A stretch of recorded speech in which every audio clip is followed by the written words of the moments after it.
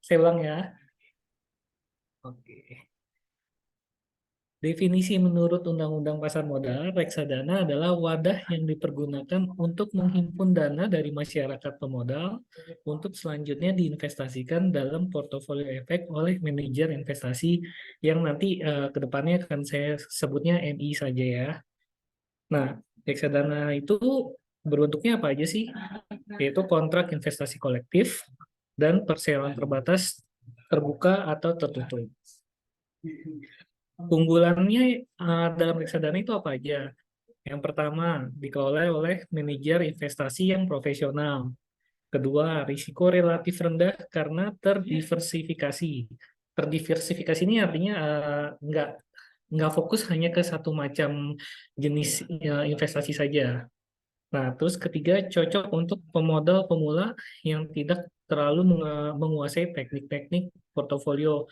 Misalnya contoh kayak waktu dulu baru pemula kan punya pandangan bahwa nanti kalau main saham eh, lep- ini apa namanya malah jadi kejeblos susah. Nah, kalau di reksadana kita nggak perlu mikir. Nah, yang mikir itu adalah manajer investasinya. Kemudian cocok untuk investor dengan kemampuan finansial yang tidak terlalu besar. Jadi kita beli dengan modal hanya 100.000 itu sudah bisa saja setiap bulannya. Biayanya juga rendah. Kemudian untuk jenis reksadana apa aja? Yang pertama adalah reksadana pasar uang. Reksadana pasar uang adalah reksadana yang melakukan investasi pada pasar uang, yaitu yaitu efek bersifat surat utang yang jatuh tempo kurang dari 1 tahun. Biasanya ini reksadana pasar uang ini manajer investasi ini akan dia menginvestasikan uang yang dihimpun oleh dana masyarakat itu lebih ke arah deposito, obligasi, jadi lebih konservatif. Karena lebih konservatif, otomatis bagi hasil dalam arti orang singkatnya bunga lah, bunga yang kita dapetin juga tidak sebesar bunga yang reksadana yang lainnya gitu. Jadi reksadana ini paling boleh dibilang paling aman. Yang kedua adalah reksadana pendapatan tetap, yaitu reksadana yang melakukan investasi sekurang-kurangnya 80% dari aktivanya dalam bentuk efek bersifat surat utang. Jadi kalau pendapatan tetap ini biasanya 80% itu obligasi, 20% itu lebih ke arah pasar uang. Untuk pendapatan tetap sendiri, ini juga sifatnya masih konservatif juga. Eh, am- yang pertama pasar uang sangat aman, pendapatan tetap ini adalah aman. Nah, yang ketiga ini reksadana saham, yaitu reksadana yang melakukan investasi sekurang-kurangnya 80% dari aktivitasnya yang bersifat ekuitas. Ekuitas itu saham. Jadi manajer investasi akan mengalokasikan dana-dananya tersebut yang telah dihimpun masyarakat, 80% akan dibelikan untuk saham. 20% itu dibelikan dalam bentuk pasar uang. Nah, yang terakhir adalah reksadana campuran.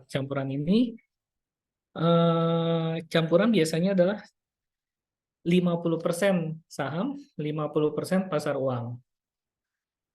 Oke. Untuk yang selanjutnya adalah dokumen pernyataan pendaftaran reksadana. Dokumen apa sih kalau si manajer investasi ini mau ngedaftarin reksadananya gitu?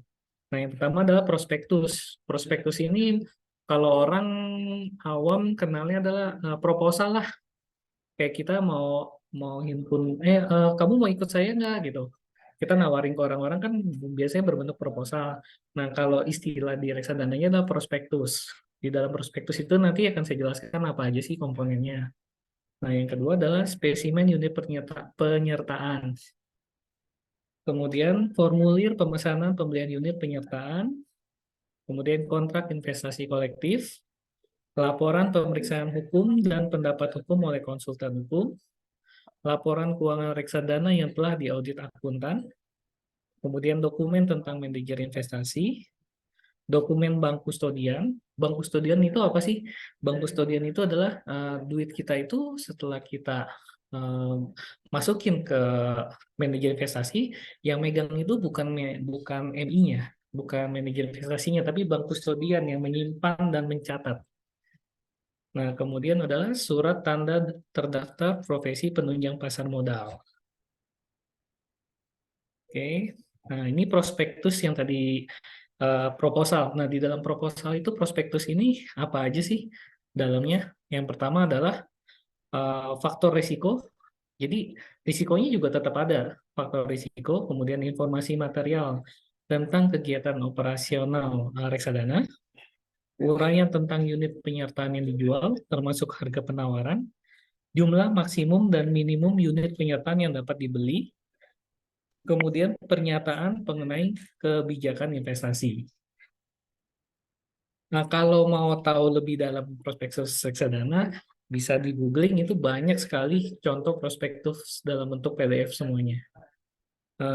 Kemudian di dalamnya ada lagi tentang informasi tentang reksadana itu sendiri. Jadi ikhtisar keuangan singkat adalah kayak laporan keuangan reksadananya sendiri itu seperti apa sih?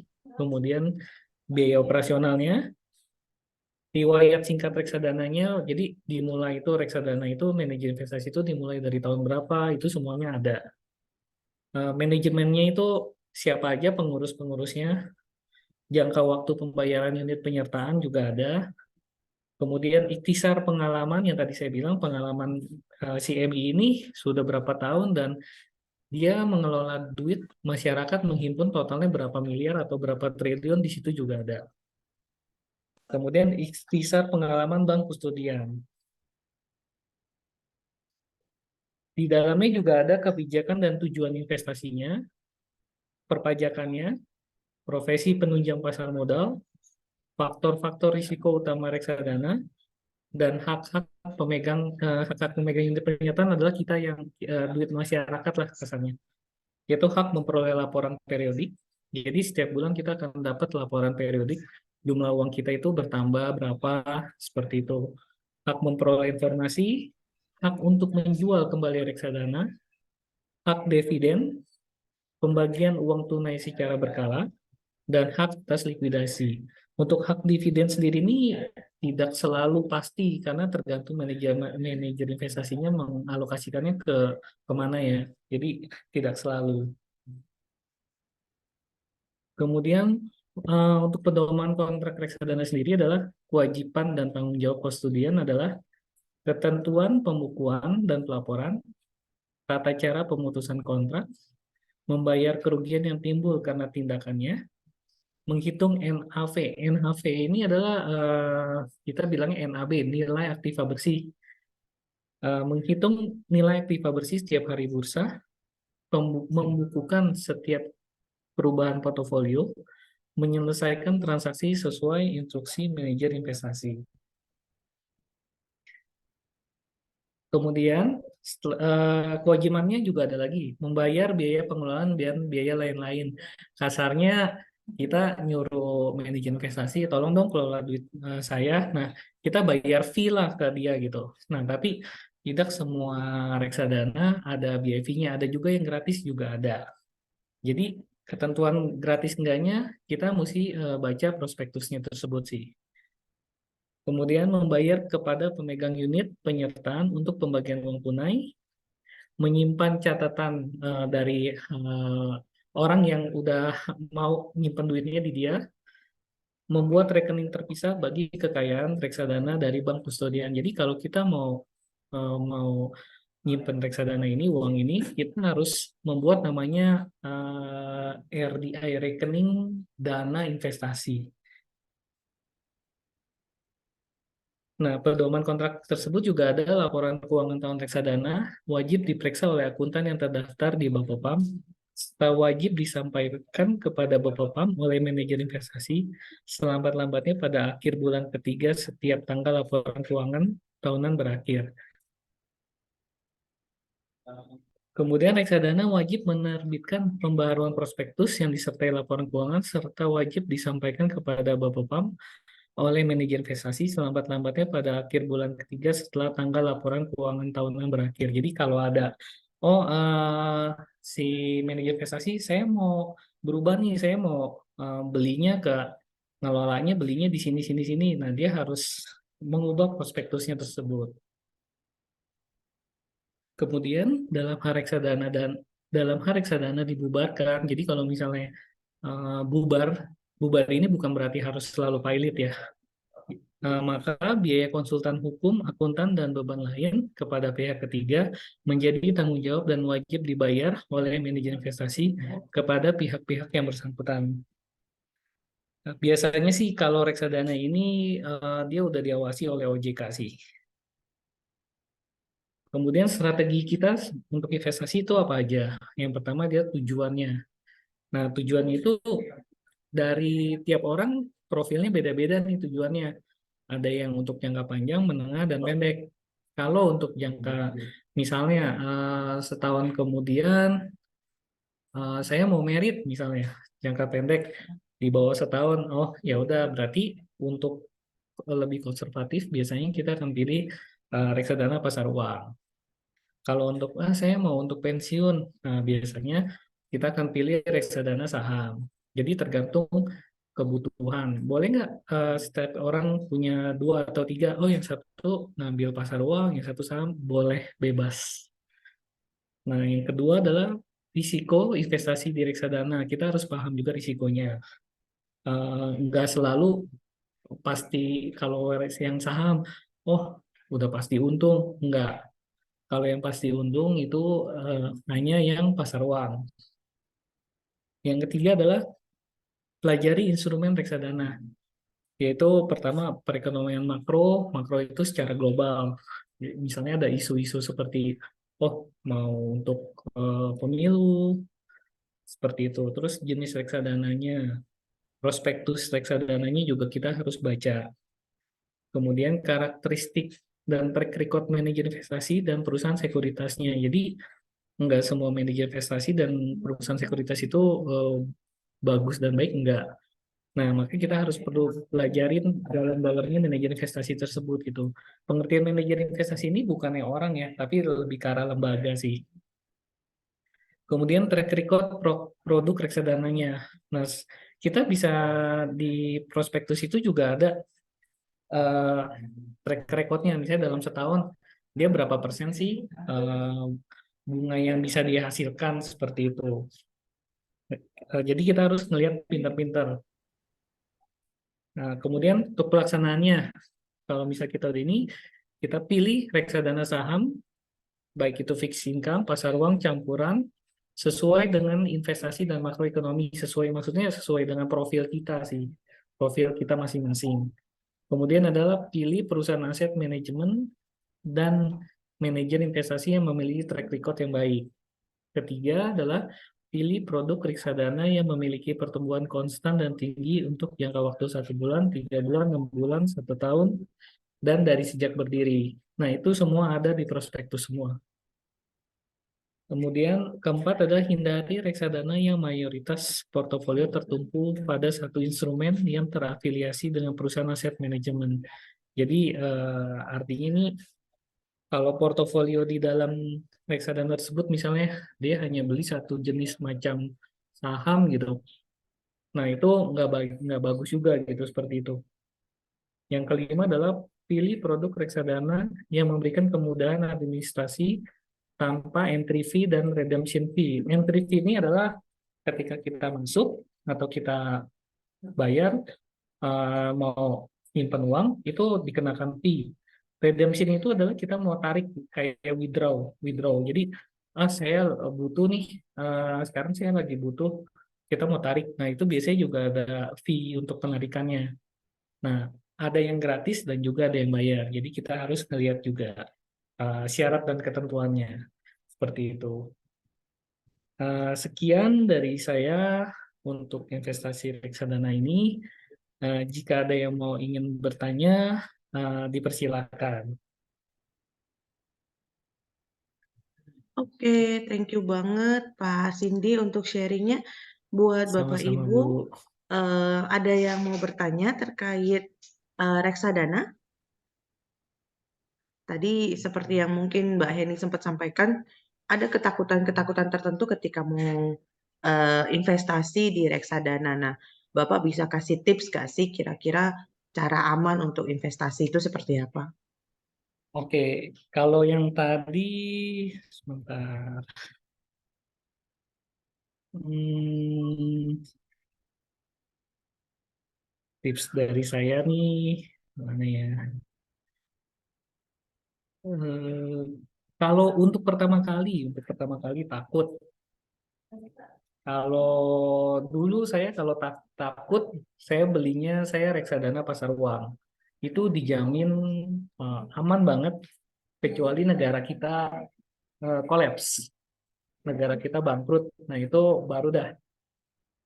Tapi ya untuk karena sangat aman, ya otomatis hasil yang kita dapatkan juga lebih kecil. Contoh, tapi walaupun lebih kecil, nilai itu biasanya pasti di atas deposito. Jadi misalnya deposito bank saat ini misalnya 4% misalnya. Nah, kalau reksadana pasar uang yang kita dapat bisa sampai 5 atau 5,5%. Perbedaannya sedikit gitu.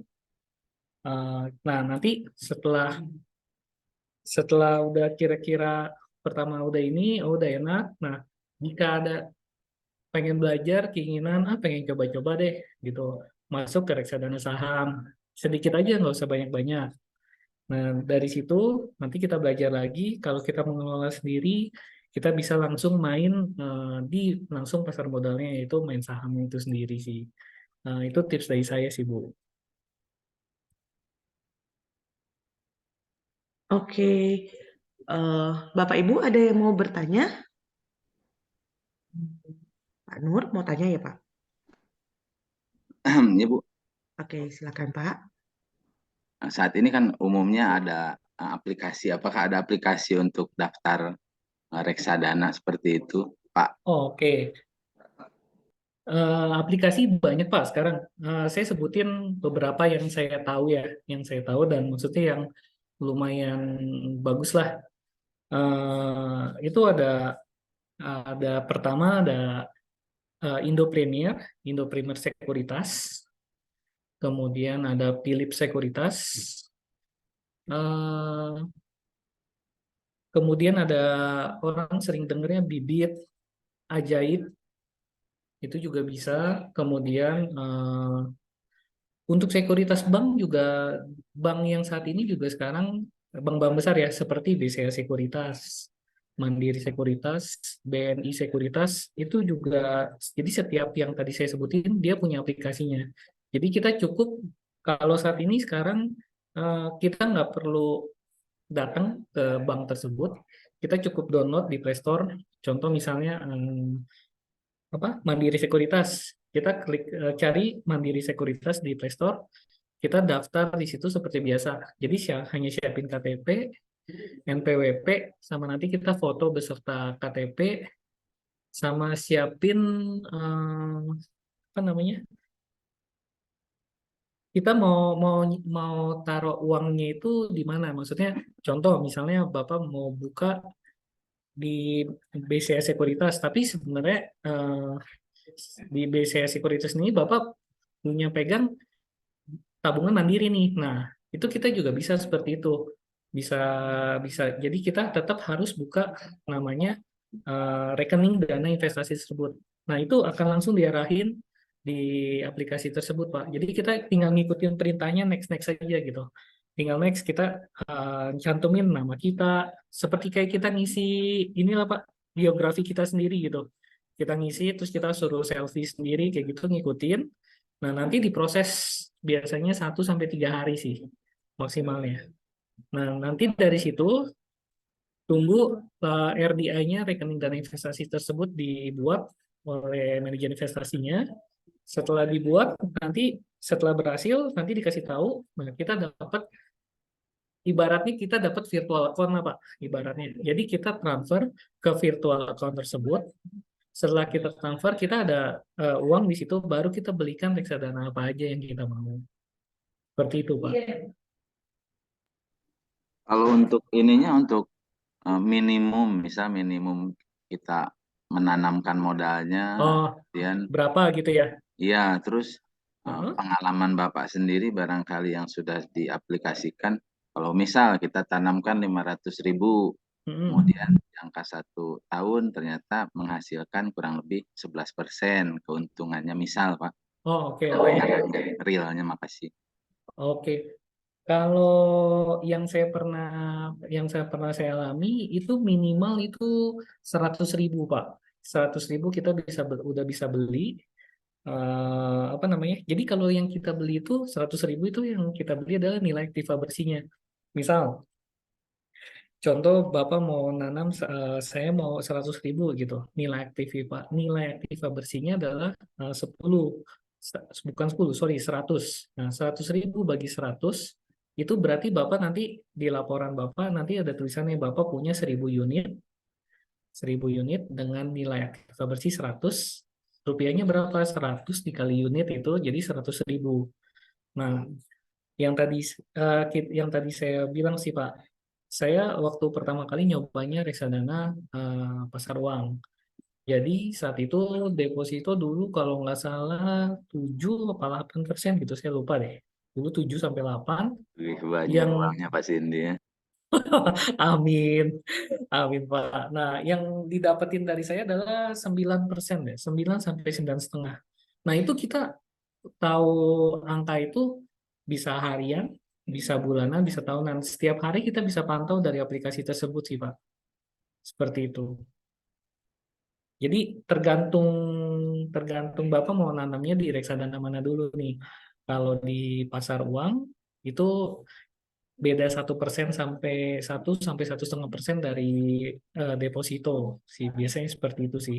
Nah, kalau yang makin ke atasnya, kalau reksadana saham, kalau saya sendiri eh, rugi sih kalau yang untuk yang di saham, karena waktu pas tahun 2000 apa ya, 2018 apa 2018 nih, yang mortgage itu ada kejadian, ya terus turun turun.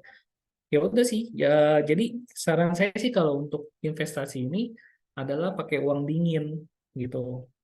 Uang dingin bukan uang yang dimasukin di kulkas ya Pak ya. Jadi ya apa namanya, lebih ke arah kalau uang lebih lah. Jadi kalau nanti turun itu hanya sebatas di atas kertas sih. Jadi selama kita nggak withdraw, selama nggak kita cairin, ya uang kita tetap ada di situ. Ruginya juga rugi secara kertas. Nah, nanti kalau ada perbaikan ekonomi, keadaan makroekonomi yang membaik juga otomatis juga nanti dia akan naik sendiri lagi kok. Kayak pandemi kemarin, pas pandemi kemarin itu jatuh banget gitu. Bisa sampai bukannya plus malah bisa minus sampai puluhan persen malah. Ya kita diamin aja, nanti lama-lama juga naik lagi sendiri.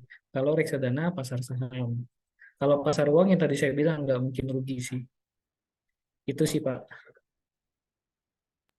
Baik, terima kasih Pak Cindy. Sama-sama Pak. Baik, Bapak Ibu ada lagi yang mau bertanya?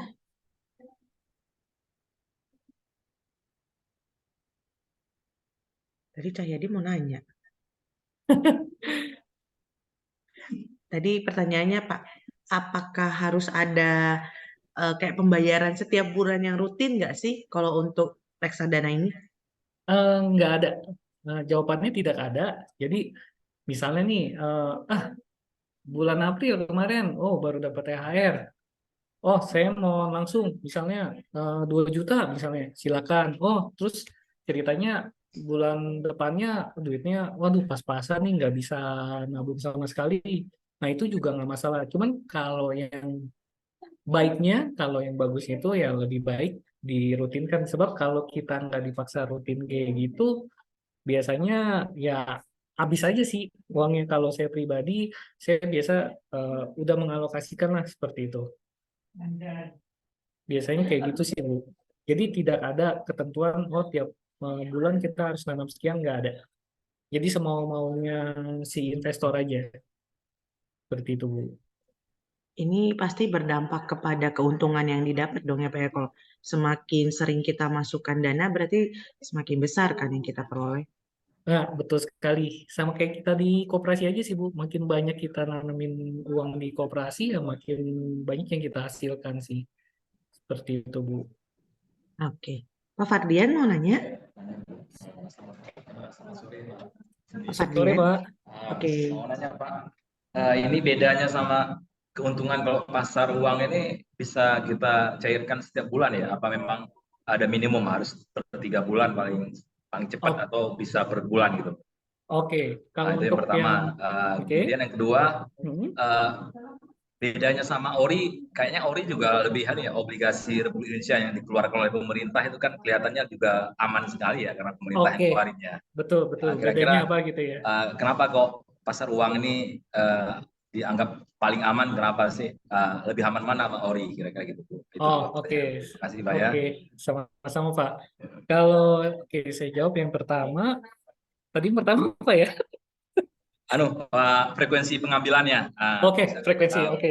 Ya. Kalau untuk reksadana, ini semua ya Pak, semua reksadana ya, semua jenis, yang 4 jenis tadi semuanya itu untuk frekuensinya sendiri itu tidak ada, maksudnya oh ada ketentuan sebulan, 2 bulan, bahkan Bapak mau pakai hari ini pun kita ambil bisa nggak? Bisa. Nah, akan tetapi, nah ada tapinya. Setiap reksadananya, contoh deh reksadana pasar uang. Bapak mau ngambil hari ini, kita withdraw, tapi ada yang jenis reksadana. Jadi reksadana pasar uang itu nanti ada tuh ada A B C D F banyak sekali, bahkan ratusan jenis ituannya komponennya. Kita ada yang 1 hari langsung bisa cair H plus, ada yang H+0, ada yang H+1, tapi maksimal itu H+3.